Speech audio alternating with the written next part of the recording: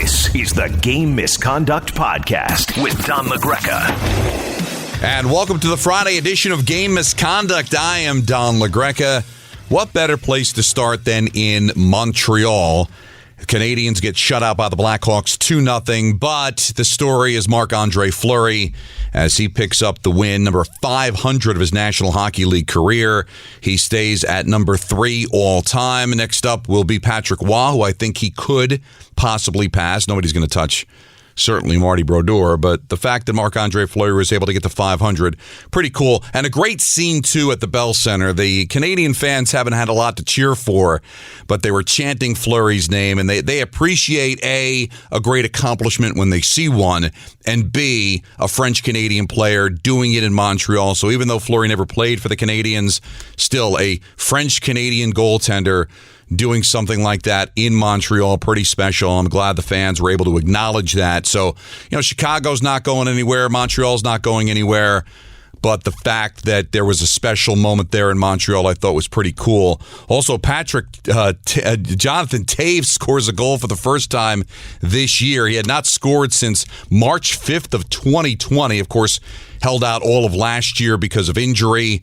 Didn't score in the first, 25 games of this season. Finally scores a goal. We're seeing the tail end here of an outstanding career. A Mark Messier light, if you will, just because of how he played the game. Captain for 3 championships, a Conn Smythe Trophy winner.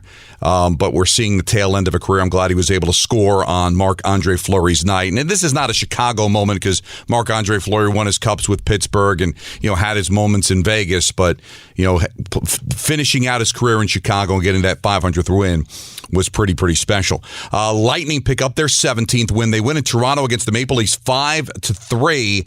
And Palat scores a goal. He now has 8 on the season, and he also scores his 9th goal as well, I should mention. So when you're getting 9 goals out of Andre Palat, that's pretty good stuff for Tampa. And Toronto slowing down just a tad, but they get a couple of Kasha goals. He now has 8 on the season as well. So the Lightning pick up a win there. Ducks stay hot. They win in a shootout over the Blue Jackets by the final score of 2-1. Islanders, this is a tough one. And, the Islanders were starting to gain a little traction, right? They had 3 straight games in which they earned a point. Finally got off the schneid against Ottawa, winning a game in Ottawa to break their 11-game losing streak. It was at 0-8-3 in that span. And then last night, it looked like they were going to make it 2 in a row and start finding some traction. Michael Kay asked me on the Michael Kay Show, do you think the Islanders are going to make the playoffs? And I said, yeah, there's still plenty of time. This is still a good team. They're not going to win the division. They're probably going to have to settle for a wild card, but I still think there's something there for this team. But eventually, they're going to have to start to get hot.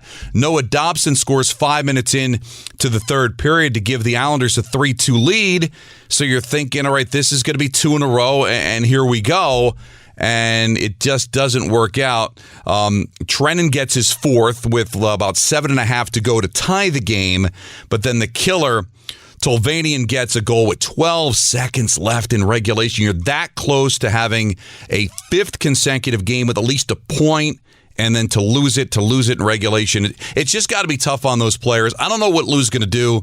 I don't know what kind of deal he's going to make. He's going to have to make a deal because, this team is just not scoring enough goals. But, last night you score 3, and in a Lou Lamoriello, Barry Trotz system, that should be enough to be able to win a game at home. Give Nashville credit. They've been very good. I'm going to call their game on Sunday at the Garden, and I've already called a game that the Rangers beat them in Nashville earlier this season. But they're having a good year in an open Central Division, but it's just tough loss in regulation. They dropped to 6-11-5 and still have yet to win a game at the new UBS Arena. Blues knock off the Red Wings 6-2, so things starting to settle down for Detroit. A couple of losses in a row for them. Great game in Calgary, as Hurricanes win over the Flames. The final score there was 2-1 in overtime.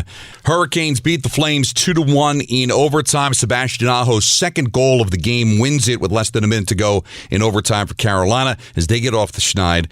What's going on with the Edmonton Oilers? They continue to struggle. Another loss for them in regulation. They fall to the Bruins 3-2.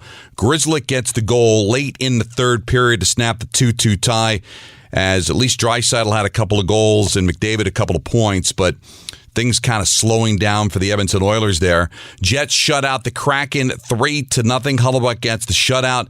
The Kings cool off the Stars. Stars had gotten cooled off the night before, losing in Vegas, and it was a tremendous comeback for Vegas. They were down 4-2, scored a quick 3 goals to win that game to snap the Dallas Stars winning streak, and now they go back-to-back days in Los Angeles and lose 4-0 there. And the Wild just continued to impress with a 5-2 win over the San Jose Sharks. Eriksson Ek now has 11 goals on the season, and Kaprizov has 10, so Talbot continuing to play well for them, as it's just been unreal right now what's going on with the Minnesota Wild as they've won 8 consecutive games, now have the best record in the National Hockey League. So while we're talking about records and while we're talking about standings, why don't we give Friday's Top 5? Don LaGreca's Friday Top 5. All right, let's welcome in the New York Rangers into the Top 5, shall we? Why not? Number 5. I know they were absolutely crushed by Colorado 7-3 the other night, but that was a tough spot for the Rangers. You hate to make excuses, but let's face it, there were excuses in this one. Play in Chicago, then have to travel, lose an hour against an Avalanche team that is just unbelievable scoring goals, averaging over 4 goals a game. And because of Georgiev's mental state and still trying to get his bearings being a number 1 while they're waiting for Shesterkin to come back, they start Adam Huska's first National Hockey League start, and it wasn't all on him, but he wasn't going to steal any wins. But the Rangers still have been unbelievable. Plus 11 goal differential, won 8 of their last 10. They've scored a power play goal 5 consecutive games, 6 of their last 7. And they're getting everything except Mika Zibanejad. Hasn't scored in 14 straight, but Panarin has been outstanding. Kreider leads the team in goals. Fox has been tremendous. I mean, there's just so much to say about the New York Rangers. And for the first time in quite a while, they find themselves in the Top 5. Number 4. Let's welcome in the Tampa Bay Lightning, shall we? They have won 8 of their last 10, points in 9 of their last 10. They have won 5 in a row, and they're the defending Stanley Cup champions that are still kind of lurking. They're the 4th best team in the NHL with 38 points in a 3-way tie with Washington and Florida. But they've just been amazing. They've been impressive on the road, 9-2-2. Not too shabby at home either at 8-3-2. Tampa, I have at number 4. Number 3. Number 3, we're going to go with the Washington Capitals. The Capitals have won a couple of games in a row, plus 27 goal differential. They've only lost 1 game in regulation at home, although 4 in overtime in the shootout, but still 9-1-4 at home. Not bad. So the Washington Capitals, who just don't have to rely on Ovechkin every single night, still are going to get healthier as they get deeper into the season, still holding on despite having good runs from Carolina and the Rangers this year, and the Capitals still in first place in the Metropolitan Division, and I have them at number 3.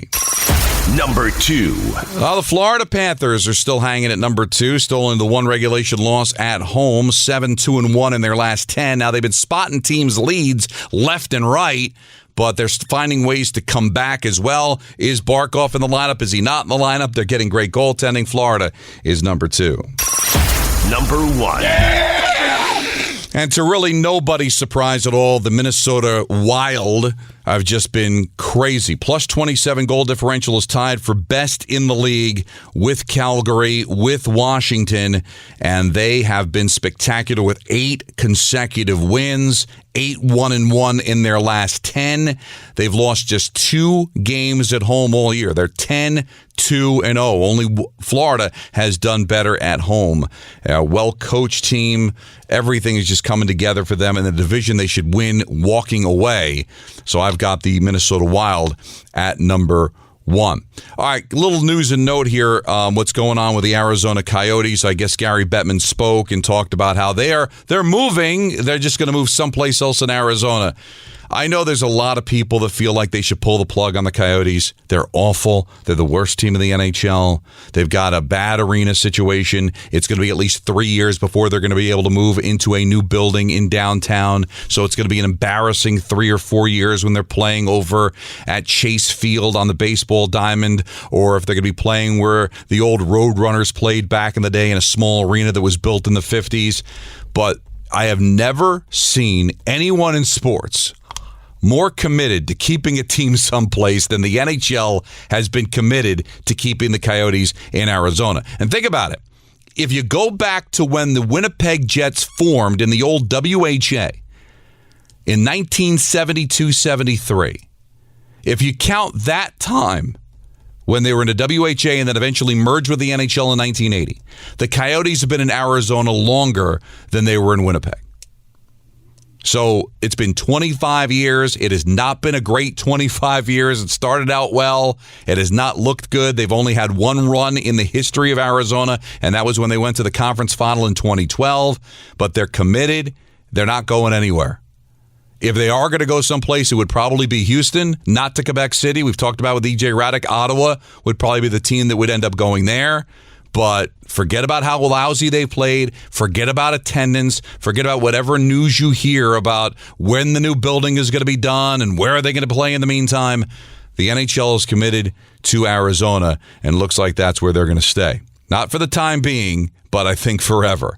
All right, let's hear from you to close out the week at Don LaGreca, hashtag game misconduct. Let's go to Paul, who says, after watching Georgiev this week, I think maybe a few teams would call interested in a trade, and I'd listen. But after seeing Huska, I think I'd just hang up the phone. Well, let's relax, because Kincaid been called up. Huska was just up briefly because of the whole COVID thing in Hartford. So they have Kincaid, who's an NHL goaltender. He's played with New Jersey. He played games last year, played well. He could be the backup. So if Georgiev gets hot and stays hot, and then Igor Shesterkin comes back from this injury, he'll be eligible to come back on Sunday. Doesn't mean he's going to play on Sunday, but he's eligible to come off the IR on Sunday. Kincaid can be your backup goaltender if you get blown away by a deal from somebody. Do not hang up the phone on a trade for Georgiev just based on how Huska played. How do you say that name, by the way? Is it Hushka? Now, the whole story behind... Is it Huska? The whole story behind that is Hushka is the way it is pronounced in Slovakia. When he came to the United States, he wanted it pronounced and he wanted it Americanized, so it's Huska. Remember, he was a 7th-round pick, 24 years old, didn't get his first sniff until the game earlier in the week. He is not the future of the Rangers, but we'll have to wait and see. But Kincaid can be the backup if you can trade Georgiev away. Johnny says, do the Islanders need a new system? Barzal and Beauvillier were on fire under the weight system. I know they need to play defense also, but they can't seem to do either right now anyway. I went with this when Lou Lamoriello was the Devils coach. Defense comes first, and you're going to have to live with droughts offensively. It was frustrating watching. Listen, the Devils won cups with Jacques Lemaire, but it'd be frustrating when Christophe Oliva would be on the ice with 3 minutes to go in regulation down a goal. It's just something you kind of have to live with. But some of this is on Barzal and Beauvillier as well. We've seen them excel under a Barry Trotz system, okay? So I'm not going to get all crazy and all of a sudden Barry's not the answer. They do have the excuses with the COVID, with the road games and all that. They are going to need some offense. Clearly, Chara and Parisi are not the answer. Neither was Palmieri so far this year. But let's give it a little bit more time. But I don't think any coaching change is going to be coming anytime soon. Yankees and Penguins says, hi, Don. Do you think that coaches like Dave Tippett and or Lindy Ruff could be in trouble based on the current trajectories of their respective teams? I don't see a coaching change happening in either place anytime soon. I think we're going to kind of just settle down and wait to see what happens here. Now, with the Devils situation, yeah, they seem committed to Lindy Ruff. We have to remember just how young this team is. And young teams are going to make mistakes. And I'm still not completely in love with their goaltending either. So I think we're going to have to just wait a little bit longer to see if Lindy Ruff is going to be let go. I think they believe in him. I think he is going to be someone that is going to be there for a long time. And I don't know what you say about what's going on with Tippett. He's been a good coach for a long time. They're in a little bit of a struggle right now, but I think he's the right guy for what Edmonton's doing.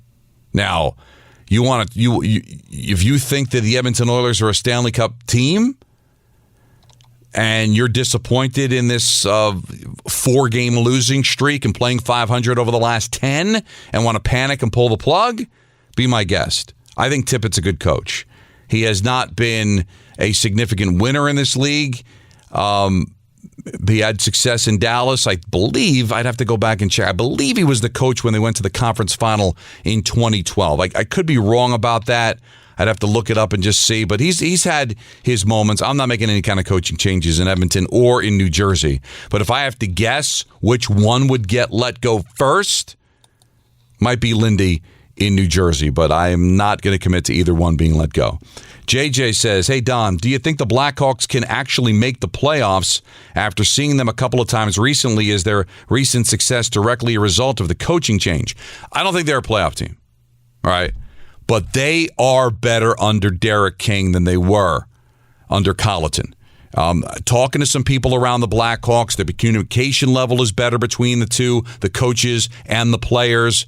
There's a lot of problems in Chicago. Taves certainly is a problem. Goaltending has certainly been a problem. I'm not really in love with their blue line. They're trying to work in some kids. There's not a coaching problem there in Chicago right now with Derek King. And I believe if they continue on the path they're going, the interim tag will be taken off of him, and he will then become the permanent head coach. But they absolutely have raved about what he's done recently, but I don't think it's going to be enough for them to be able to make the playoffs. If you take a look at the standings right now, trying to make the playoffs is going to be difficult in that Western Conference. Chicago right now sits with a grand total of 22 points. The second wild card is Vegas with 30. All right. Now, Chicago's played 26 games. That's one more than Vegas. That's a few more than Colorado, 3 to be exact. The same as Winnipeg that's sitting with 30 points. It's a nice spurt they're on, and they will play better. And I think King deserves to get a contract, but I don't think it's going to be enough for them to be able to make the playoffs. All right, I'm going to have the call tonight in Buffalo against the Sabres and on Sunday at home against the Nashville Predators. So I'll be on that. The game tonight will be on 1050 if you're here locally. And if you're going to be listening on Sunday, it'll be after the Jet game on 98.7 ESPN New York. Here's a little tip. I found this out doing the pre and post. When I'm home and I go into the kitchen from doing it downstairs and I'm going to have dinner with the family and listen to the game. If you have an Alexa, say, Alexa, play New York Rangers on Sirius XM, boop, pops up. And you know what? If it works for the Rangers, it probably works for all the other teams in the league too. So if you have an Alexa or you have some, way in which you kind of request your computer to play sound and you have Sirius XM, hey, Sirius XM, play Avalanche. Yeah! Play Winnipeg Jets. Yeah! Play with yourself. Anything, whatever you want to do. I'm sure Alexa can help you out with all of that. All right, we had some fun. All right, here's the lay of the land as we're getting closer to the holiday season. I will not be able to do the show on Monday. I got a lot going on Monday. And then I'm going to be taking some vacation and all that. So what I'm going to do is on Wednesday, December 15th, we're going to have a big blowout game misconduct. I'm going to try to get EJ Raddick, do an extensive pod on Wednesday, and then we'll shut it down till after the first of the year. That's awesome, dude! Well, it's not awesome that I'm going to be gone till after the first of the year, Anthony. That wasn't nice. But it will be nice to get a little bit of a break. And rather than having a Jekyll and Hyde, do we have a podcast? Don't we have a podcast? We're going to do a big one on Wednesday the 15th, and we will recap the 21 portion of the 21-22 season and move forward from there. So back with you again on Wednesday. We'll have some fun. You want to get in touch with me. In the meantime, at Don LaGreca, #Game Misconduct. We will talk to you then. This was the Friday edition. How about that of Game Misconduct? This is the Game Misconduct Podcast with Don LaGreca.